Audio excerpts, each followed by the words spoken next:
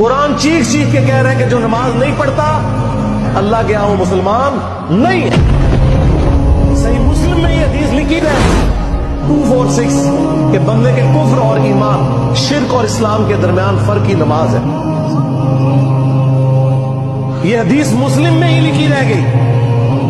کہ ابن مسعود رضی اللہ تعالیٰ عنہ کہتے ہیں کہ جماعت کے ساتھ نماز پڑھنا یہ سنت خدا ہے، یہ تمہارے نبی کی وہ سنت ہے جو اللہ نے انہیں عطا کی، اگر اسے چھوڑ دو گے تو برباد ہو جاؤ گے۔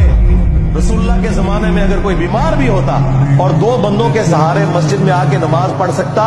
تو اس کی کوشش ہوتی کہ میں مسجد میں جماعت سے نماز پڑھوں، کہیں مجھے منافق نہ شمار کر لیا جائے۔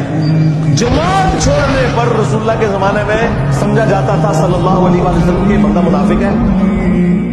صحابہ کرام کو، اہل بیت کو کب معلوم تھا کہ ایسی امت بھی آنے والی ہے